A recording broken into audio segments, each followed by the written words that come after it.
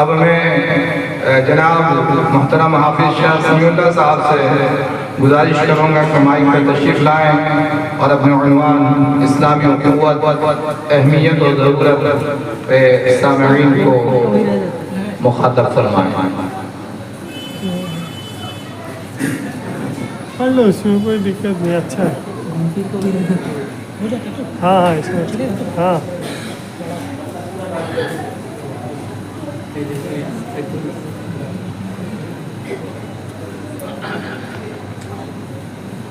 بسم اللہ الرحمن الرحیم۔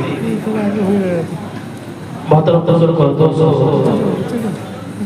یہ اجلاس کوئی رسمی اجلاس نہیں ہے، یا اس کو نہ سمجھیں، اور مقررین حضرات علماء کرام جو باتیں کہیں اس کو صرف کانوں کے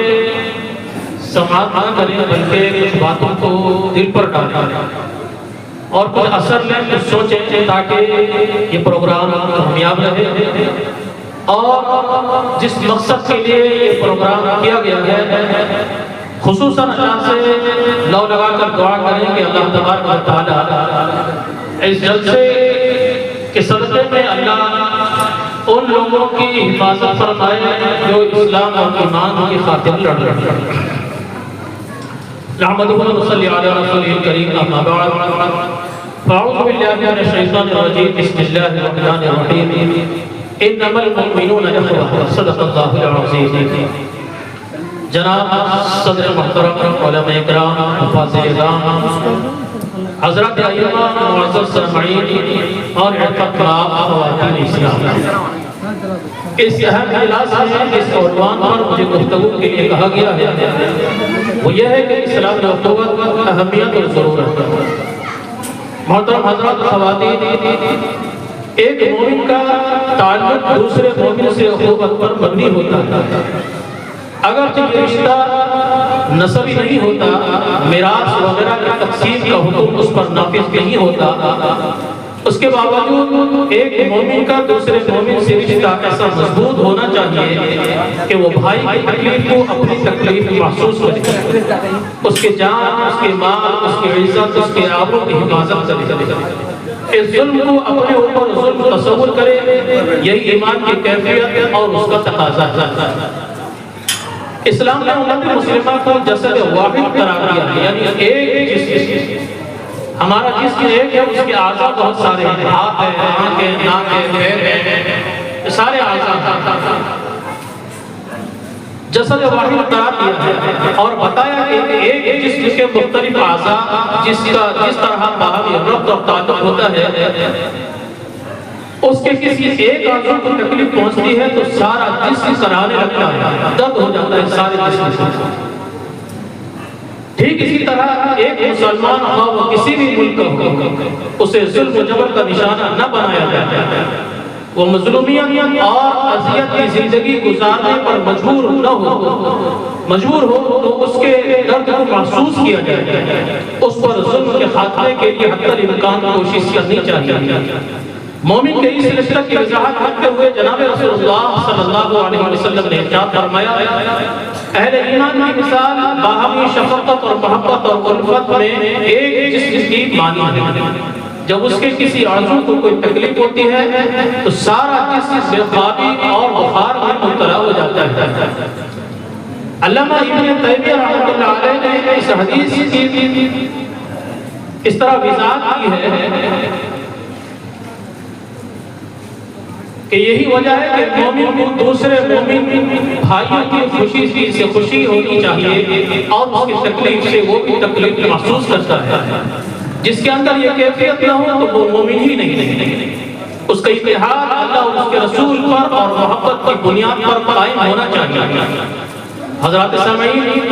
یہ رشتہ کمال ایمان کے لیے ضروری ہے کہ اس تعلق میں کوتاہی یا ایمان میں نقص کی علامت ہے۔ اس کے پاسداری کے لیے ضروری ہے کہ ایک مومن اپنے لیے جس چیز کو پسند کرتا ہے وہی وہ اپنے بھائی کے لیے بھی پسند کرے۔ نبی کریم صلی اللہ علیہ وسلم نے ارشاد فرمایا کہ تم میں سے کوئی شخص اس وقت تک مومن نہیں ہو سکتا جب تک کہ وہ دوسروں کے لیے بھی وہی چیز پسند نہ کرے جو خود اپنے لیے پسند کرتا ہے۔ یہ ایمان کی بہترین مثال دی گئی اللہ کے نبی صلی اللہ علیہ وسلم نے فرمایا۔ اس حدیث میں ایک معاشرہ کی صلاح و فلاح کے لیے ایک جامع اصول بتایا گیا ہے، وہ یہ ہے کہ ہر شخص کے اندر اپنی بہتری اور بھلائی کے ساتھ ساتھ دوسروں کی بھلائی اور خیرخواہی کا جذبہ ہونا چاہیے۔ آج مسلمان بھی غیر قوموں کی طرح مفاد پرست خود غرض ہو گئے ہیں، انہیں دوسروں کا کوئی خیال نہیں رہتا، حتیٰ کہ وہ اپنے پڑوسیوں کے حقوق سے بھی ناآشنا ہو کر بے حسی کی زندگی گزارتے رہتے ہیں۔ اسلام اس حرکت کو تو برا تصور کرتا ہی ہے، بلکہ اسے ایمان میں نقص کی علامت بھی بتایا گیا ہے، کمال ایمان کے منافی قرار دیتا ہے۔ رسول اللہ صلی اللہ علیہ وسلم کا فرمان ہے کہ کوئی شخص مجھ پر ایمان نہیں رکھتا جو خود آسودہ ہو کر سو رہے، یعنی پیٹ بھر کر رات میں کھانا کھا کر سو جائے اور اس کا پڑوسی بھوکا سوتا رہے۔ اس میں یہ نہیں کہا گیا ہے کہ پڑوسی مسلمان ہی ہونا چاہیے۔ حدیث شریف میں اللہ کے رسول صلی اللہ علیہ وسلم نے بالکل صاف واضح طور پر فرمایا ہے کہ اگر اس کا پڑوسی یہودی ہو، غیر مسلم ہو، کوئی بھی ہو، اگر وہ شریفانہ زندگی گزار رہا ہے اور آپ کا وہ پڑوسی ہے، تو آپ کو یہ حق ہے کہ وہ ایمان والا نہ ہونے کی بنا پر بھی آپ اس کے گھر میں کھانا پہنچائیے تاکہ اس کے بچے یا وہ بھوکے نہ سوئیں۔ اس حدیث شریف کا مطلب یہ ہے رسول اللہ صلی اللہ علیہ وسلم نے ایسے کاموں کی تلقین فرمائی ہے جن سے محبت پیدا ہوتا ہے۔ حضرت عبداللہ بن سلام رضی اللہ عنہ بیان کرتے ہیں کہ نبی کریم صلی اللہ علیہ وسلم جب مدینہ منورہ تشریف لائے، دیگر لوگوں کے ساتھ میں بھی آپ صلی اللہ علیہ وسلم کو دیکھنے کے لیے گیا۔ سب سے پہلی بات جو میں نے آپ صلی اللہ علیہ وسلم کی زبان مبارک سے سنی وہ یہ تھا کہ اے لوگوں، اسلام کو عام کرو، لوگوں کو کھانا کھلاؤ۔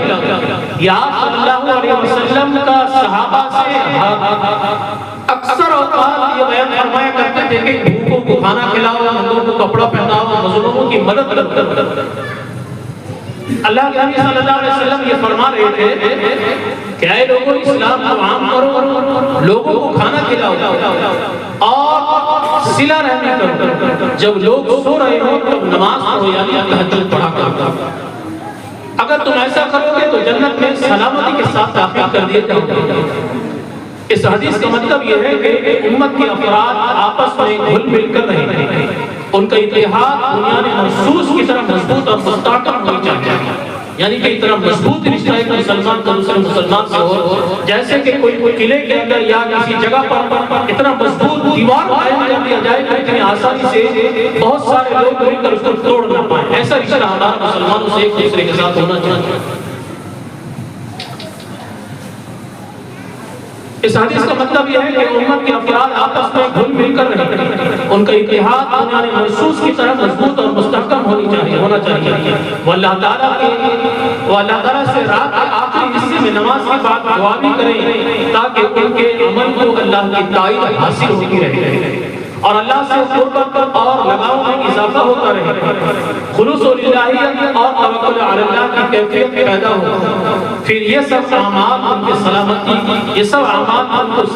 ساتھ جنت میں داخل کر دیں۔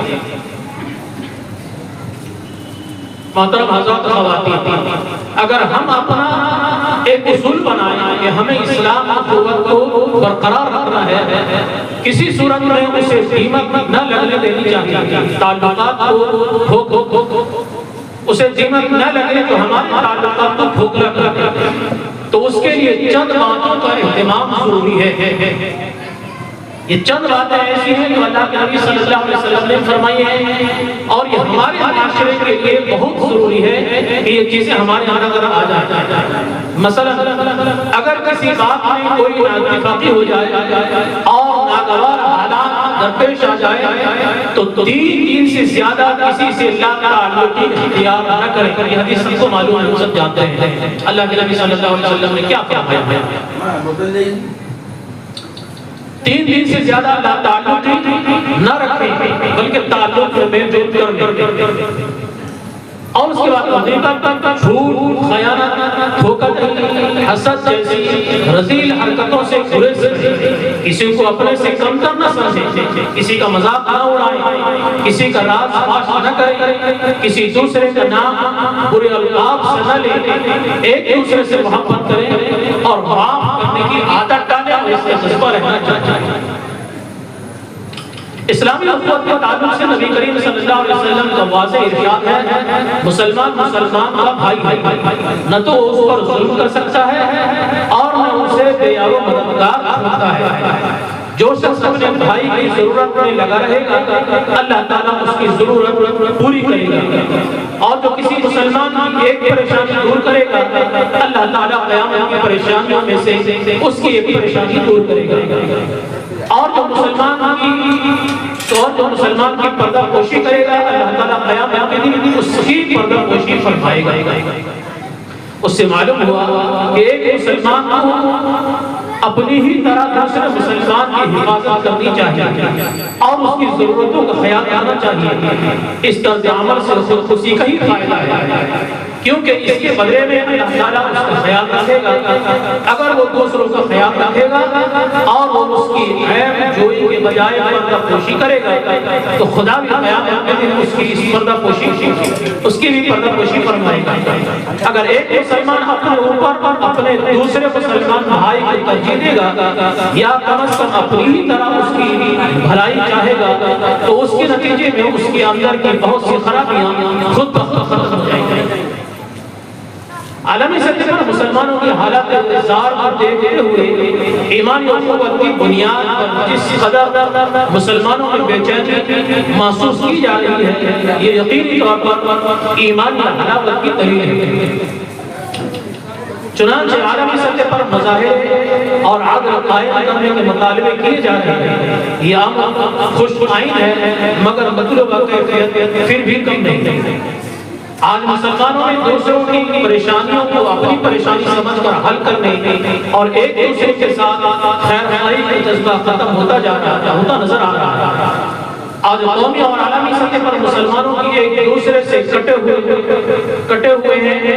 ان کا باہمی رشتہ کمزور ہو گیا ہے۔ حکومتی سطح پر تو یہ اخوت اور بھی کمزور ہے،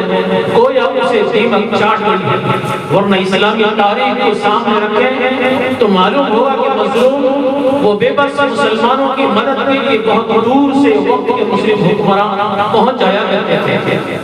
زمن میں مجھے بات پہنچی تھی، کتنی سچائی ہے علماء جانتے ہوں کہ بہرحال ہمارے اور آپ کے فائدے کی بات ہے۔ صدام حسین کے بارے میں لکھ رہا ہے، بہت سارے علماء ایسے ہیں جن کے اندر بہت ساری خامیاں ہوتی ہیں، کچھ خوبیاں بھی ہوتی ہیں، شاید ایسے بھی یہ خوبی تھی۔ کہا جاتا ہے کہ ایک مرتبہ بیٹھا ہوا تھا، ایک مظلوم عورت آئی اور رو رو کر چلا کر جوش میں کہنے لگی کہ تو یہاں آرام سے بیٹھا ہوا ہے اور نہ جانے کتنی مظلوم عورتیں مسلمانوں کی رو کر اور مسلمانہ زندگی گزارنے پر اپنی عزتوں کو تاتار کرنے پر مجبور ہے، اور تو اتنی آشاش یعنی کہ شان کے ساتھ یہاں پر بیٹھا ہوا ہے۔ کہتے ہیں کہ اس کے دل میں یہ بات چبھی اور لگی اور اسی وقت اس نے فیصلہ کیا کہ مجھے اس کی مدد کرنی چاہیے۔ پتہ لگا کر اس جگہ پر پہنچا اور اسے انصاف دلایا۔ یہ ہمارے حکمرانوں کی تاریخ ہے اور بہت سارے واقعات اس طرح کے آپ کو ملیں گے اسلام میں۔ تو کہتے ہیں کہ انہیں ظالموں کے ظلم و ستم سے نجات دلا کر چین کی سانس لیتے تھے، مگر آج مسلمانوں نے اسلامی اخوت و بھائی چارہ اور آپس و محبت و تعلقات کیسا ہے وہ آپ کھلی آنکھوں سے دیکھ رہے ہیں۔ اس لیے میری دربندہ گزارش آپ لوگوں سے اور اسلامی اخوت و بھائی چارے کو زندہ کریں تاکہ ہم ایک مضبوط طاقت اور قوت بن سکیں، دشمنوں کے منصوبوں کو ختم کر سکیں یا اس کی کوشش کر سکیں۔ اللہ تعالیٰ مجھے بھی اور آپ کو بھی عمل کی توفیق عطا فرمائے۔ نئے نعت اور مشاعرے کے لیے ایم جے میڈیا نیو کو سبسکرائب کریں اور اس بیل آئیکن کو دبائیں تاکہ ویڈیوز دیکھ سکیں آپ سب سے پہلے۔